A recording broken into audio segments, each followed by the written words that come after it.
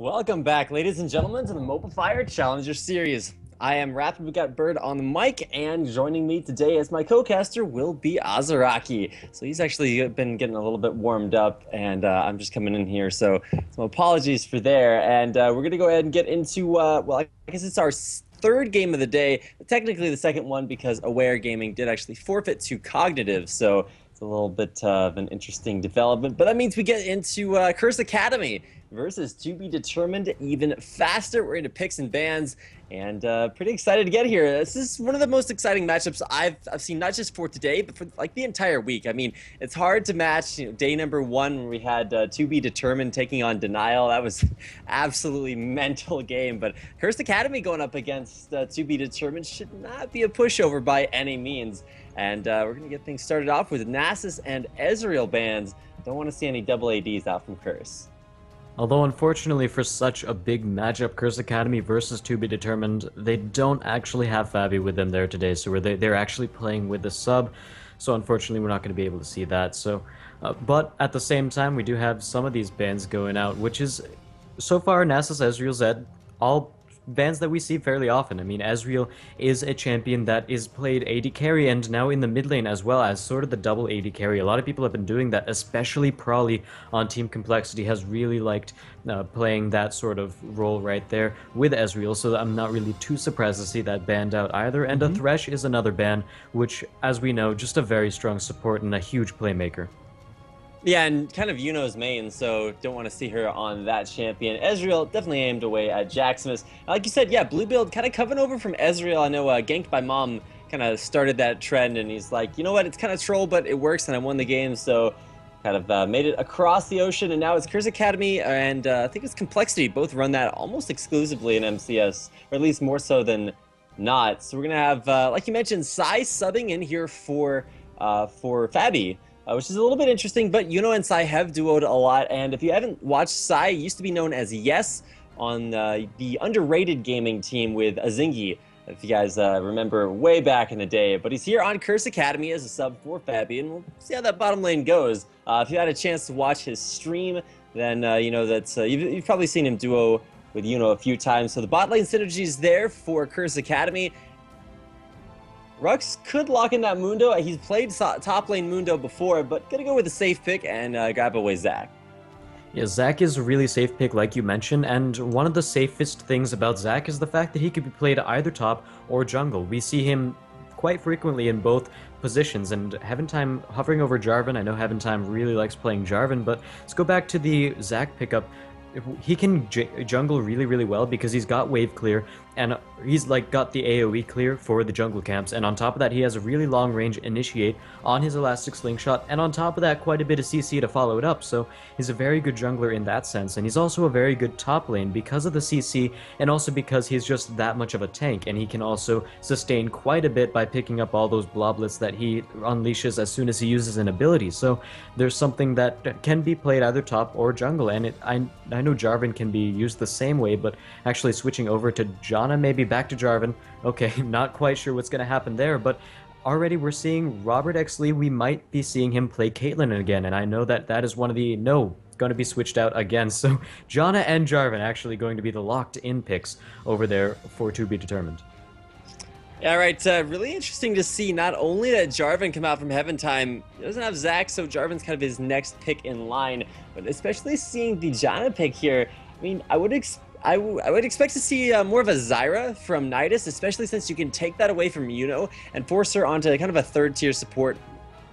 Could be seeing One Bad Brad's jungle Karma. I know he's actually been jungling Karma a lot, at least in some of the games that I've had the chance to watch him play. And he's been practicing it, doing extremely well. I think he had a game earlier today that was like 11, 4, and 15. So it's not a troll, it's locked in. And channeling his inner diamond procs, we'll be seeing a jungle Karma, possibly a mid lane Karma, but most likely in the jungle there for Curse if they lock it in. No, gonna go with a Caitlyn, so nothing quite so troll. Arthalon, though, he's going to be hovering over that Heimerdinger. Oh yeah, and we saw yesterday actually Wappa Chang played a pretty mean Heimerdinger in the subs game, and he actually drew out a heart in Pink Ward, so that was pretty fun to see. But looking over at some of the picks that Curse Academy actually decided to lock in, we have both Gragas and Caitlyn, so obviously Robert X. Lee really liking the Caitlyn pick, but might actually be going more towards Vayne this game, which is also a champion that he really likes to play, but going towards the Gragas a little bit, I know Gragas is a very popular champion right now, and he's got quite a huge amount of burst on his kit if he can land his entire kit. His Q, E, ultimate combo, or however you want to order that, does quite a bit of damage, and on top of that, his cooldowns aren't very long. His Q cooldown is pretty short, so he can use that 2 or 3 times during a 1v1 engagement, and it can really put out a lot of damage that you don't necessarily expect, especially with Body Slam in the mix, where people certainly don't expect that one, where you just suddenly get slammed. But at that point, that's really what makes him a good mid laner, and when you can catch one person out with your Gragas barrel and make it a 4v5, that's also something that really powers up his kit. Yeah, the really big thing to watch out for is just kind of one power pick after another. Sai, it's going to be interesting to see what he chooses for summoner spells, because a lot of times he plays Ghost Flash Caitlyn and just goes for double summoners, because theoretically when you run Ghost on an AD carry, there's no way a bruiser should be able to, like, you know, stick on you in team fights. You just hit the Ghost, kite them super hard with 650 range. It's actually a lot easier than it looks. And like I mentioned, the Zyra not picked away as the support for TBD means that it will be going on to Yuno. She actually plays a pretty high AP Zyra. But the other thing to notice is that there's no really target bans other than that Thresh and Ezreal against One Bad Brad. His Evelyn's been banned out like every single game that Curse Academy has played. It's just one of his strongest junglers, but won't be switching over to that, going for possibly even a Zac jungle, because we have seen Rux play a little bit more, at least top lane, than Zac. So let's see how the lanes match up. It's kind of obvious across the board, but there's a little bit of room for flexibility between that jungle and top lane role for Curse.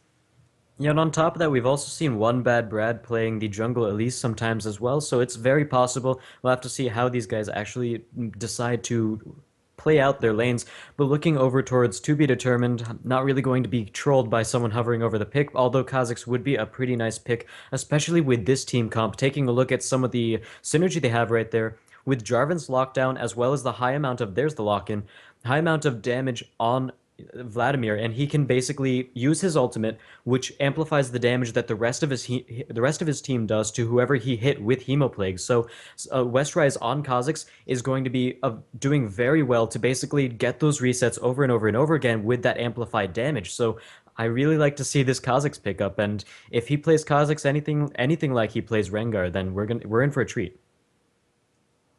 Yeah, going for Kha'Zix, Westrise has always been, that assassin player. The only problem is he's actually wound up throwing quite a few games. I've seen him play Kha'Zix, at least for TBD in the NESL Pro Series. TBD actually has a little bit of a rough time there because they have lost a couple of games that way. So you have to watch out for Westrice's decision making. That's what's really going to be key this game. And so in some sense, it's going to be a battle of those top laners. But really, I'm looking forward to seeing a battle of the AD carries. Robert X. Lee versus Sai the King, or Sai the Marksman, or however you know him. He's going to be down there in the bottom lane with Robert with Nidus her main, or Nidus her man. Apologies. Name changes are important things. So getting into the 3-minute spectator delay, interesting to see the damage amplification coming not only from Vladimir, but it's an AoE lockup kind of team. Basically, you're going to have Heaven Time go in with the Cataclysm, and then Cataclysm is like the exact same radius as Hemoplague, so Hemoplague right down in the middle of that, and then Spray and Pray all over top of everything, and then hopefully Nidus doesn't ult everyone away to safety. But then it's going to be up to Westrise to get the resets in the middle of everything, and not to just, I don't know, his split pushing has kind of been a rough thing for TBD to work out. So we'll have to see if that synergy is there. And just going with their last, they actually picked up their first defeat of MCS on Monday. So I don't know, coming off of a loss, we'll see if they can turn their luck around versus Curse Academy. And Curse Academy so far 7-2, so they're looking pretty strong themselves. And we always talk about sort of the 4 leaders of MCS being Complexity, To Be Determined, Denial, and Curse Academy. So let's see how this game is going to play out. All right, so we are going to head on to a quick commercial break, but when we come back, it's TBD taking on Curse Academy. I do want to thank our sponsors, iBuyPower, Razor Academy, and Fatality Gaming Gear. If you want to help support us as well, you can head over to mcsesports.com/tips. Leave us a tip. Also, leave us a shout out if you want us to mention something on air, or if you want a song played. Leave us a tip over there, and we'll be sure to get that taken care of. So, do want to thank you for watching once again. Don't go anywhere, because when we come back, MCS continues right after this.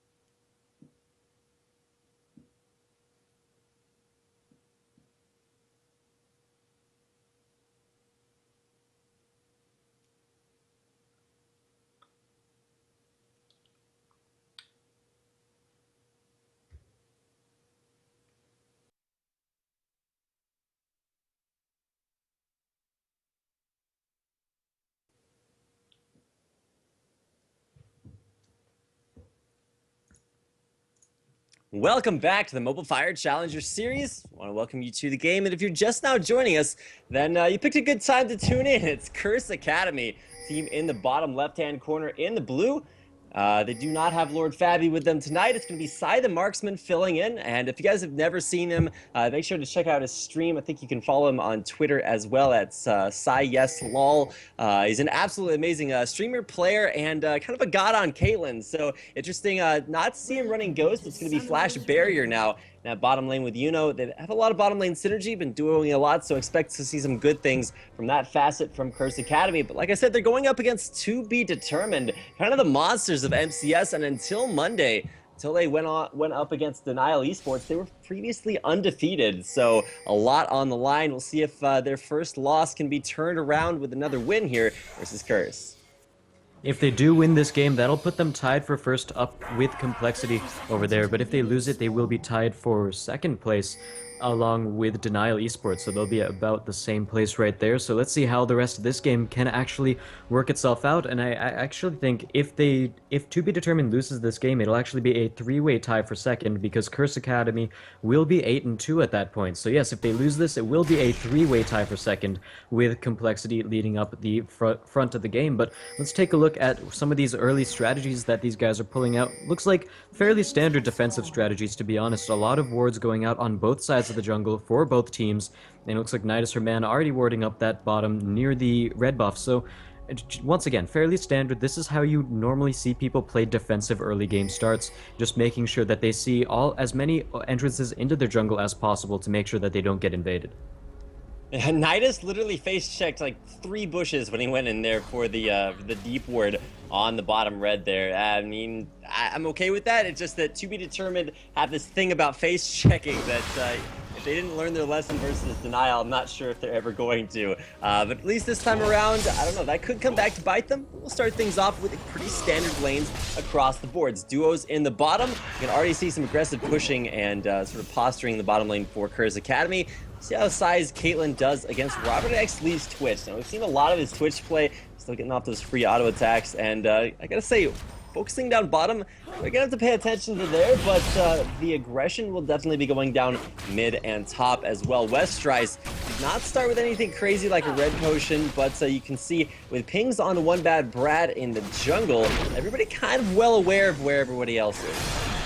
Yeah, and even still, Heaven Time is spotted out by that blue ward right up there near the Wraith, so once again, like you said, everyone knows where everyone is. No one is really playing too defensively at the moment, although at the same time, we're seeing Arthalon, he's starting to back up a little bit. He knows that One Bad Brad just finished red, so he will be taking Wraiths in about the mid area right now, and I think at the same time, Rux is also in the state of realizing that pretty soon Heaven Time might come top lane for a gank, so if there's any time to play a little bit more passively, now would be it, and we are seeing quite a few less trades from the top lanes and the mid lanes because of that. We'll see what One Bad Brad can do. Already spotted out by that ward right there. He might continue to go top though. Yeah, he's still going top lane, and I actually think that's going to be very effective. You can see Westrice backing off to his turret, but that does also signal Heaven Time. Say, hey, you know, you might want to head off to that top lane because we're definitely going to see a gank up there. At least a little bit of pressure there from One Bad Brad. Westrice still trying to sustain up in that lane. Does have some health potions and that rejuvenation bead, but Zach Doran's shield really going to be rough to go up against for an early game Kha'Zix before he really gets the train running. So either way, both junglers not really being all that effective, at least here in the early game, but it's kind of interesting to watch bottom lane because, I mean, Janet's getting zoned because Zyra's auto attacks are like so... I think it's second longest auto attack range for all supports. No, it's actually the longest auto attack range for support. So it's going to be rough to deal with, not only just for Janet because there's no sustain down there. The Harasser is just going to be even more effective. And keep in mind, Yuna runs AP Janet, so you can see 18 AP on her already.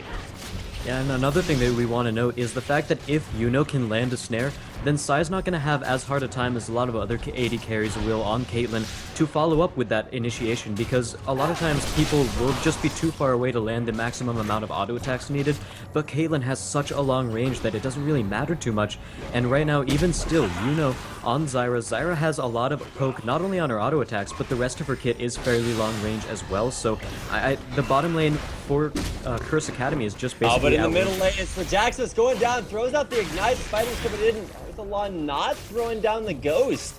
Walking back to his turret, but the body slam landing there for Jackson was just really what sort of set off that trade. As is One Bad Brad, a lot of pressure mid, definitely going to throw things in favor of Arthalon, or Jackson is. I keep seeing Gragas and thinking Arthalon, but it's actually the Gragas on Jackson is, and Arthalon on that Vladimir. And we saw that Arthalon, he didn't actually have to pop his pool in that engagement either, so he's going to stay as high health as possible, and on top of that, he probably would have ended up popping his pool before Ghost in the first place, so he's playing sort of a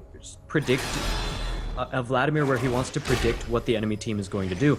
And wow, already Robert X Lee coming up to try to help Heaven Time with raids, so he might pull off a gank here. One Bad Brad might know about this. He does, and unfortunately he goes over there to find that he doesn't have any raids anymore.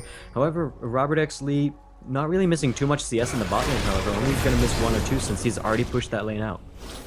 Yeah, Robert actually kind of channeling his inner Vampiro there. If you guys don't know who Vampiro is, he's a challenger tier Twitch main, and he like roams mid like 4 or 5 times before he hits level 6. Just tries to get out some cheesy stealth ganks, but not quite that effective, as this is a little bit higher level than solo queue. So we'll see a lot of pressure still. Sai the marksman keeping the pressure on, and I gotta say, in that bottom lane, it's probably gonna be that way for the rest of, as long as it's, you know, 2v2. You could actually see a little bit of a change there as the aggression starts to heat up already. The roam's starting to come out from Robert X Lee, so I'll have to watch out and see if he decides to keep with that strategy.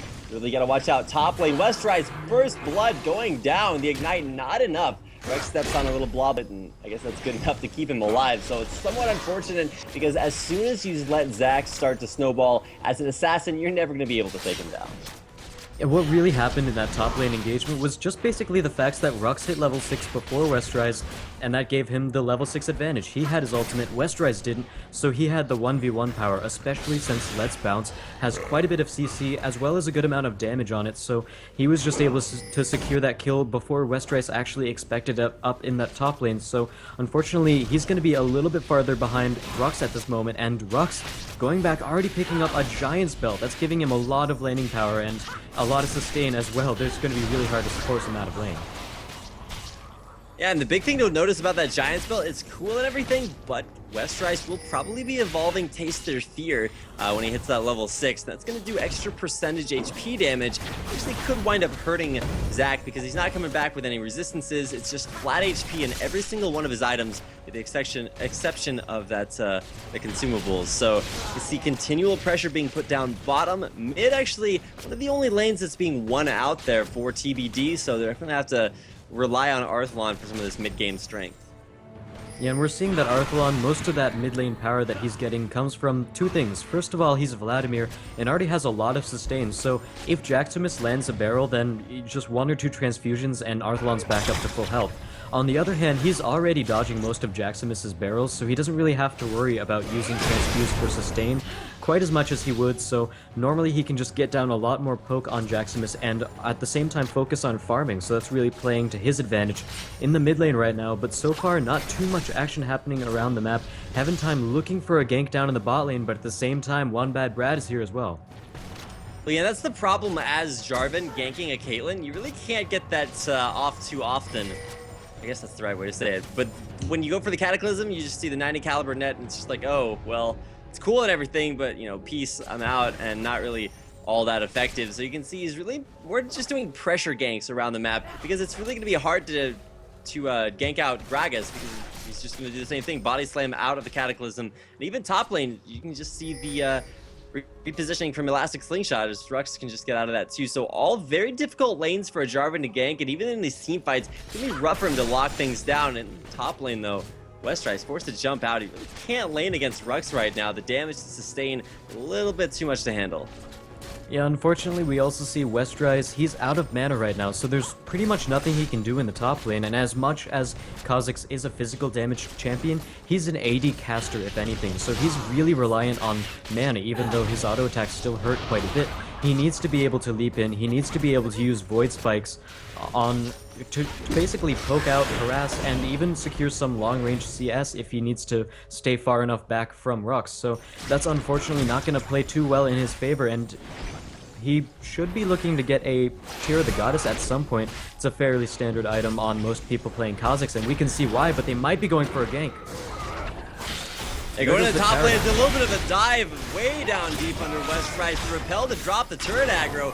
Bad Brad coming back down to Rux, taking the turret hits right after that. So overall, pretty safe dive. That's the great thing with Elise. It's kind of like going for a dive with Vladimir, because you can just drop turret aggro by going untargetable and just kind of pull your way to safety and victory. It's a 2-0 already for Curse, and they're going to get the top tower off the back of that. Keep in mind, towers get extra armor up until 8 minutes into the game, but it's 10 minutes, so no turret is safe, and it will be Curse Academy taking down the first turret of the game in the top.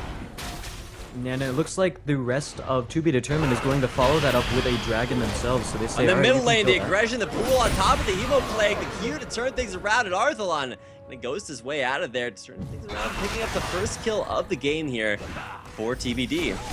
Oh, and they're going for another one in the bot lane.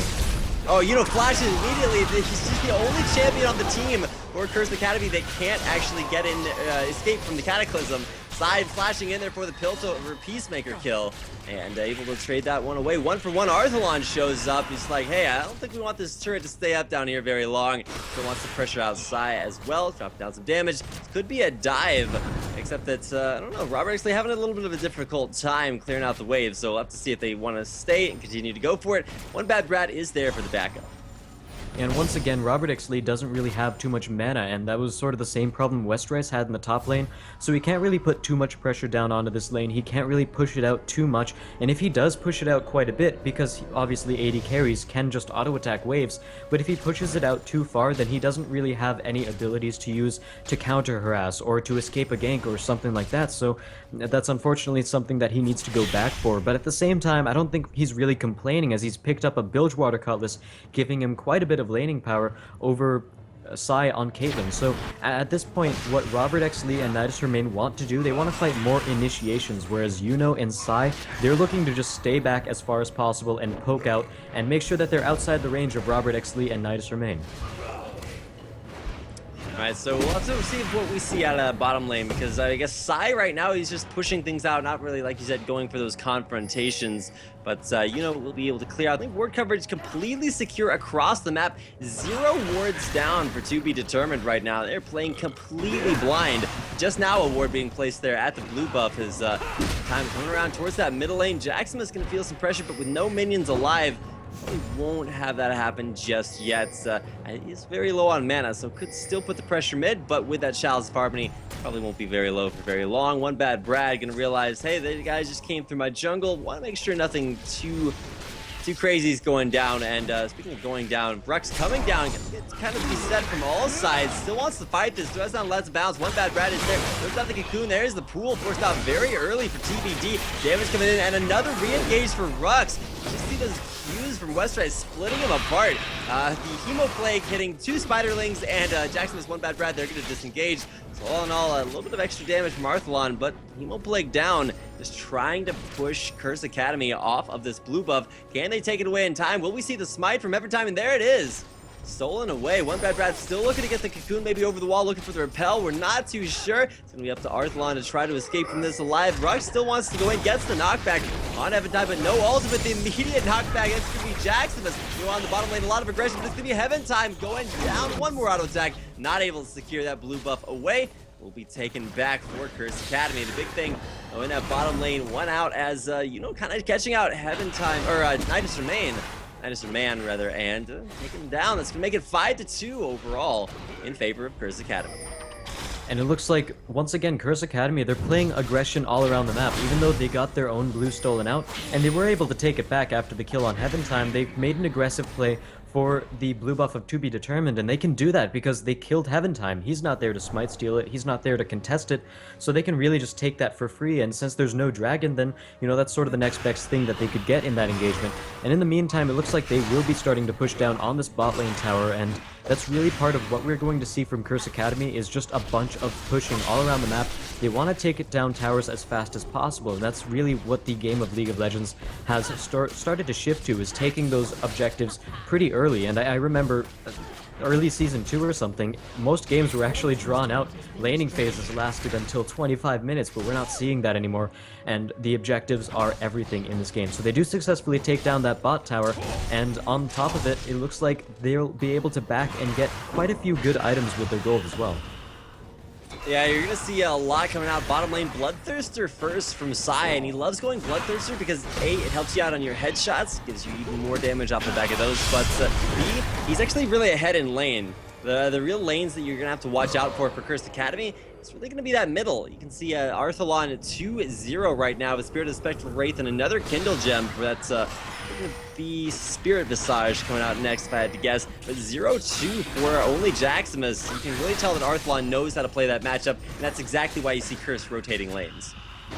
And so far we see the gold difference is actually just sitting at around 700, which is underwhelming for what you think of this game. We have 2 kills in favor of Curse Academy, and we also have 2-0 in terms of a turret advantage, so they're looking pretty strong right now. However, where To Be Determined got most of that gold is coming from the CS. Westrice has 134 to Rux's 118, and we also have Arthalon picking up those 2 kills in the mid lane, as well as the 146 CS, which is the most in the game at the moment, and on top of that, they also secured an early dragon.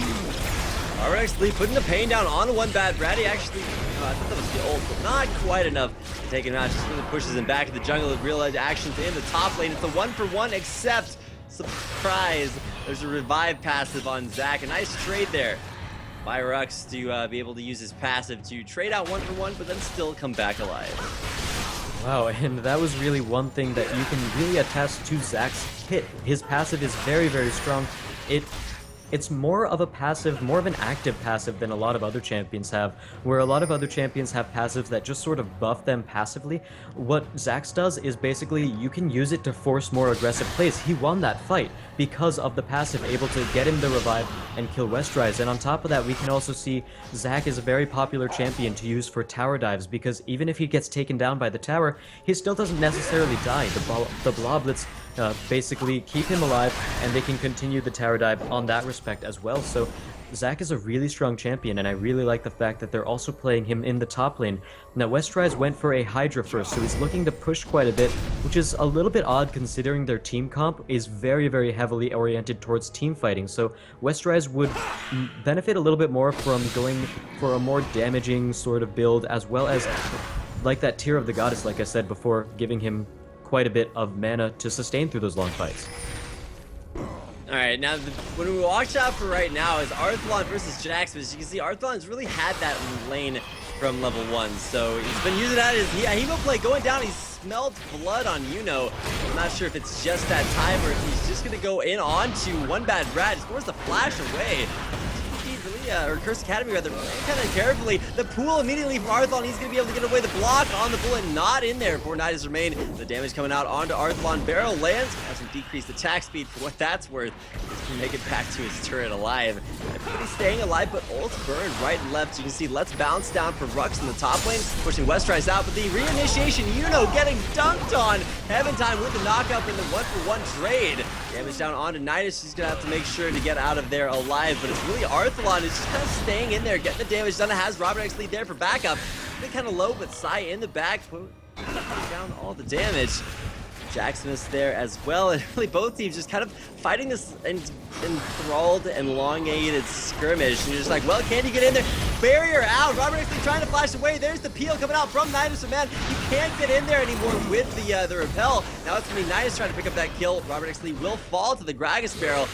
We actually have Rux coming in from the top lane, and there just in time. Sai escapes with under 50 HP, so I don't know how you do it, but Yes is going to be able to escape for now. 8-4 now. Every one of these team fights really going the way of Curse Academy.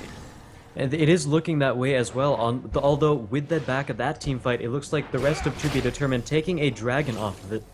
So that's a pretty good reaction to basically sending a couple of people back. You know, One Bad Brad was forced back. He doesn't have enough health to contest the dragon, and neither does Sai, but they're going back in for it.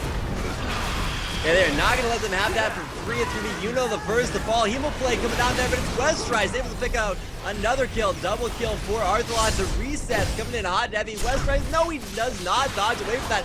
Will take the last auto attack last hit. Slide's pretty good at last hitting, so able to get the kill there onto Westrise. It's a 1-for-2 exchange, but the dragon going over to be determined. You can see even after losing out in the kills for most of the game, they're ahead about 400 gold.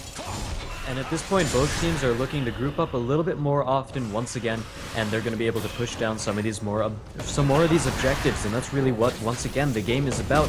Unfortunately, Curse Academy gave up that free dragon objective, but they land a stun under Arthalon. Yeah, they were thinking about going in there, but it's really no one more than Arthalon there. So I mean, you don't want to go in when you don't have vision of anything, and really when you look at the vision this game, it's been kind of light for both teams, especially To Be Determined.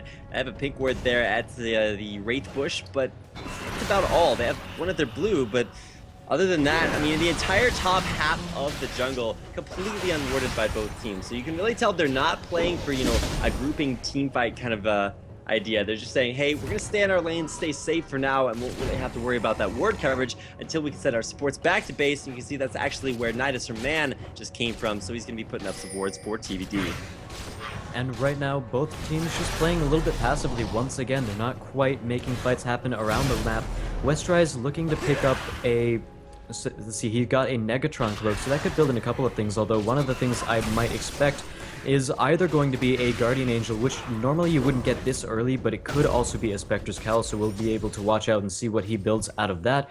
But in the meantime, it looks like, once again, both of these teams looking to start grouping up mid, which is what they kind of want to do, because both teams are pretty heavily reliant on team fighting. When you look at the comp of To Be Determined, any comp with Vladimir and Jarvan in it is very, very team fight oriented, and over on the side of Curse Academy, Zac, Elise, and Gragas, as well as Zyra, also very good team fighters. So hopefully we'll be seeing a little bit more action soon. Westrice's split push is what we talked about, and really that's going to be the key to the game here for TBD. How effective is that split push, and can they get the turrets, get the objectives, and force the fights that they really want to? Because TBD's had some problems with that. Time comes in from the side, push them away. Arthalon incredibly farmed 400 and 220 CS already with the Rylai's Crystal Scepter, Spirit Visage, and Spirit of the Spectral Wraith. It's going to kind of a tank Vladimir build. A little bit interesting because you do not see that anymore. He has incredible sustain. 1 Tides of Blood actually got him like 250 HP. Oh my goodness, one Rux coming in from the side. Janna Shield forcing out a few more extra auto attacks. Side's going to take down the turret, and that will be the 3rd turret of the game and last outer turret for To Be Determined, going over to Curse.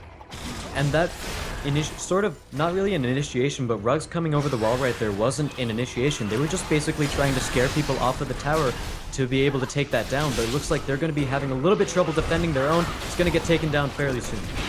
Arthalon in there, throws down the Hemoplague, force the pool before the turret goes down. You have to kill the turret. Robert X Lee with the last hit, but it's one bad drag going to go down. The balance is resets from Westrice. Going to be able to jump in there, but he continues to get snared. Rux trying to get an on to Robert, can't quite get the job done. Got the Westrice to finish things off. Heaven time. Pops the last globlet there, picks up the kill onto Rux, and it's a 1-for-0 exchange this time in favor of To Be Determined. And To Be Determined did win that fight out, even though they didn't focus the Nexus as fast, or sorry, the tower as fast as they should have. And most of that was just on the part of Curse Academy's positioning. You know, they weren't exactly positioned the best way they could have been for that fight. And the majority of To Be Determined got their spells out on the people they needed to get the spells out on, and Robert X Lee didn't really get focused that fight either. He got away with enough health to survive, and he did a lot of damage to the back line of Curse Academy, so that's really one of the things that turned that team fight over for them. And unfortunately, Rux couldn't get the full-on initiation that he really wanted, even though he was able to disrupt a couple of people on To Be Determined. The rest of the team just wasn't close enough to follow up with that. But I want to see a little bit more in terms of coordinated team fights where everyone's just sort of running together and making sure that we get that big team fight. But Curse Academy, once again, they don't want to group up too closely, otherwise they'll get hit with a lot of AoE abilities. Man, keep in mind, it's a triple AP composition when you think about, Quadra, if you want to count the support, going AP Zyra, but does not have her second gold for 10, so it's having a little bit of a rough time. You're going to have AP damage from Zyra, Jaximus, One Bad Brad, and Rux, so magic resistance is going to be really, really important for To Be Determined. You can really see that effective in their builds. They're not going to forego the magic resistance aura from Aegis of the Legion, or I guess also from that runic, rest in peace runic bulwark, but Locket of the Iron Solari built up there. That's going to help them out for MR. You can see primarily magic resistance built on basically everyone except for Robert X Lee. He's going to be kind of feeling the pain if he gets beset by basically anything. So really interesting to see the Oracles of Elixir picked up there onto Heaven time. He's going to be clearing out some wards, really making this a little bit more dangerous for Curse to even go down towards that bottom lane, because it's really just Westrice split pushing. Finds out Rux does not want to go for that engage. And Arthalon looking to put down a little bit of poke, but he might get caught out a little bit himself, but he's just got so much tankiness right there.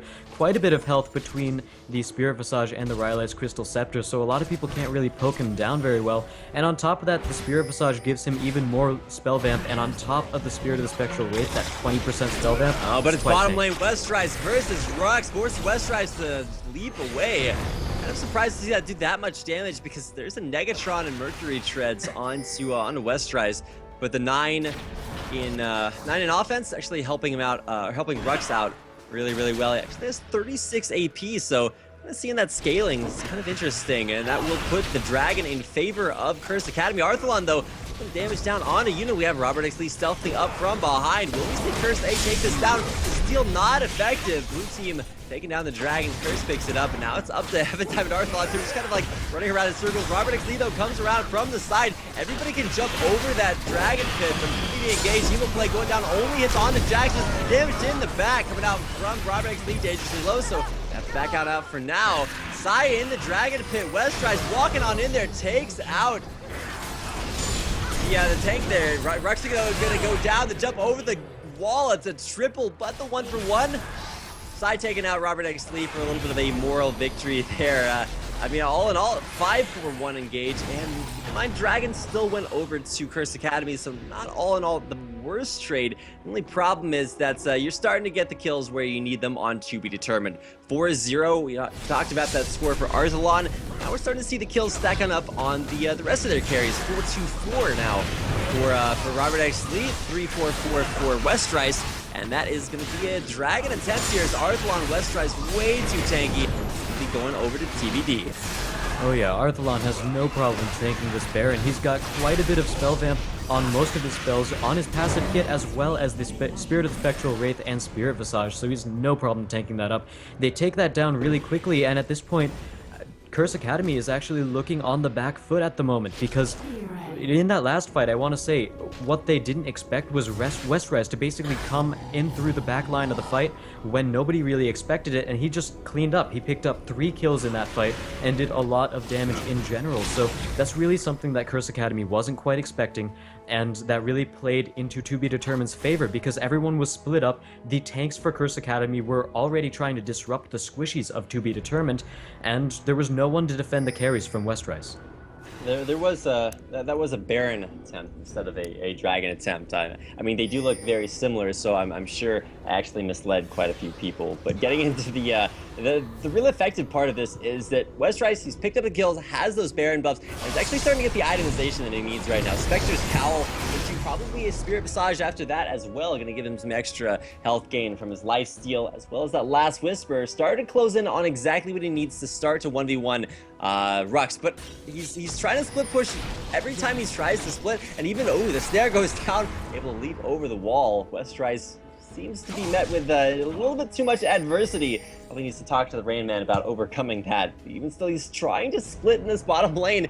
Can't quite find the opportunity to. Nidus Man gonna get cocooned up there. One bad Brad. Stepping out of the jungle, and To Be Determined, they're really taking this Baron buff and really establishing not just, a strong push in a lane, but they're taking the jungle control with it. You can see the pink wards, just huge ward coverage down there, laid out by Nidus. And Westrise going in for the bot lane, chunking down Yuno, popping the ultimate from Zyra, and it looks like that's all she wrote. They're going to be disengaging off of that fight, but a re-engage in the back line as well. Westrise still going in, actually walks through the turret, still looking for the lead cooldown. Arthalon getting the unstoppable on a double for Arthalon off the back of that. He's inside the base trying to pick up one bad Brad. Comes down, goes down. Triple for Arthalon. Westrise in there. One kill right after another. Continue to come out here. TBD just crushing through the turret. And basically the entire base. Westrise goes on a rampage. So as much as we criticize him for his weak early game, man, starting to bring things back now. 4, 4, and 5. So definitely turning things around there, and even though the victory still To Be Determined, they're looking to make that a little bit less applicable to their name. And although Westrise did quite a bit of damage in that fight, the real hero right there was Arthalon. He basically just 1v4'd under tower the entire time and just basically tore down the entirety of Curse Academy's team, while a great Gragas barrel by only Jaximus zoned out the rest of To Be Determined. Arthalon was really all they needed for the beginning of that fight. Stayed up there tanking quite a bit, as well as his ultimate giving him a lot of reduction, and there we go. Arthalon pulling out of that ace in the hole, so he's pretty safe there as well. So at the moment, there's not really too much that Curse Academy can do to get back into this game. The game just sort of snowballed very far into To Be Determined's favor, especially now that Arthalon has some of his big items, very, very tanky, as well as a lot of lifesteal. Really starting to see big items coming out of basically everyone. I mean, we talked about Westrice's already. Full tank items there. Look for Randuin's for Heaven Time in the jungle. You see the 4 items completed.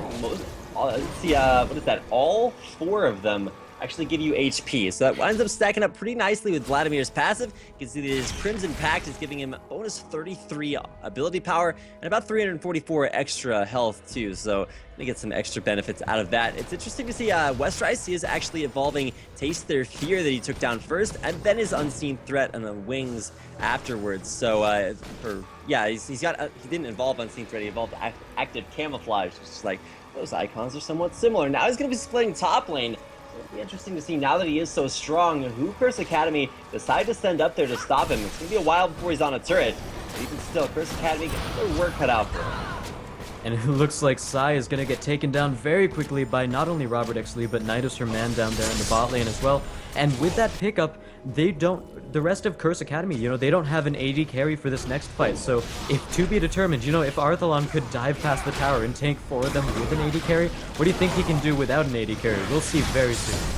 Yeah, the dive's going in, Dunk's coming out. One bad Brad, and Jackson is getting trapped inside there. Every time taking up turret a little bit too long. Will get taken out here in the near future, but the damage from the back, Arthalon goes legendary. Getting in there and taking down pretty much everyone. Jackson is inside the king. Going down, a double kill victim, and now Arthalon's just taking up the turret. He has 4,000 HP, so doesn't really care about all too much. To be determined, taking the safe and sound way, taking out the top lane turret and inhibitor as well. Bottom inhibitor turret are available, but now it's Arthalon a little bit caught out here. Does have that pool, gonna heal up off of that, but still playing things close to his chest. Getting in there, but to be determined, not a whole lot of threats against him, continuing to push in onto the base. It's really hard to catch Arthalon when he also has Nidus, her man, right there on Janna, ready to protect him at every moment possible. Now, the shield, very helpful in keeping Arthalon alive, and on top of that, he's got a pool. The tornado keeps people off of him as well, so, at this point, Nidus could really just stay near Arthalon and make him even more unstoppable than he already is. Look at that, he doesn't even care. He's just going in to poke down one bad Brad, he's actually gained health through that engagement. That is what Vladimir does, ladies and gentlemen, and that's going to be something that Arthalon needs to keep pressing his advantage over, and I don't think they're going to have much of a problem with that. They have all 3 inhibitors down.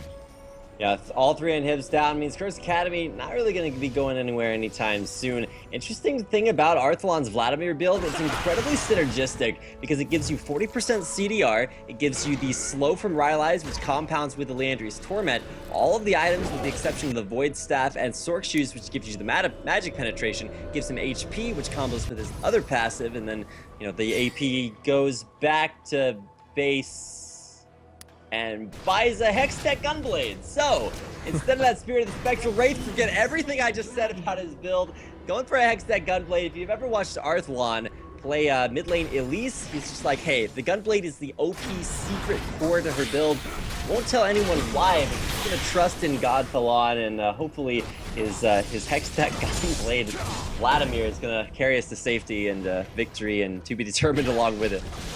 I think for the most part, what he wants out of that Gunblade is the active on it. Getting chunked down. Oh my god, that was a really quick kill at Robert X. Lee. That was not getting chunked down. That was getting 2 shots by Robert from the back. That guy is massive with basically the core 3 items: Blade of the Ruined King, Phantom Dancer, and Last Whisper. Looking for Infinity Edge off the back of that, but I don't even think he's going to make it there. 3 lanes of super minions pushing in there. The Ghost comes down. He actually uses the active from the Hextech Gunblade, but gets cocooned away. Won't be able to chase in onto that. Ghost still active, chunking down onto Rux. One bad Brad actually able to take out Robert as he turret dives. This is a somewhat dubious option for TBD. I mean, if you're thinking about ways to win, probably not very high up on the list. One Nexus turret falls, 3 waves of super minions coming in. Mid lane, inhibitor does respawn, but the turret's continuing to fall. Westrice unstoppable at 5, 4, and 5. Everybody here from Curse Academy just trying to survive underneath their last remaining Nexus turret. It will fall. And now it's only Nidus and Heaventime left alive in the base. Just gonna kind of stroll around in here, knows that Curse Academy can't really fight them while the super minions piling in. Yeah, and it looks like they're just going to take out that inhibitor ultimate, and he's just going to flag and drag right out of his own ultimate right there. Rux actually chasing that. The tornado doesn't interrupt his jump, but it doesn't really need to, as it looks like Heaventime is getting out safely anyway. So interesting to see all of the carries going in and suiciding. The strong and faithful supports and junglers don't really get all that much gold or love. Well, they're going to be the ones staying alive, so give a little bit of a shout out to them. Nidus, man, on top of the ward, getting his back actually stopped by an ace in the hole from Sai. Man, Nidus not too happy about that. No love for Sai. He's gonna stop the back there, delay Nidus from getting back into the fight. He gets the CS pretty well here in the base. 3 lanes of super minions pushing in will give you plenty of CS. So let's go back to this Gunblade pickup for a second. Now, we talked about the Spirit of the Spectral Wraith, and I think it actually would have been a little bit of a better idea to keep that, because the Hextech Gunblade, okay, you get attack damage, which on Vlad isn't really... Robert Exley is soloing Baron, and he's actually doing it. Robert's soloing Baron, and that's cool and everything, but he's gonna have some help from Nidus Remand and his Bloodthirster Janna. I mean, maybe that's gonna be initially like targeted directly towards Yuno, thirsting after a little bit of that, depending on what time it is. But the real thing to watch out for is TBD, Baron buff in hand.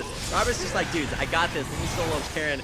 Gets it down, and the rest of TBD grouped up 5 men strong. No inhibitors to push, just gonna be shoving down that top lane.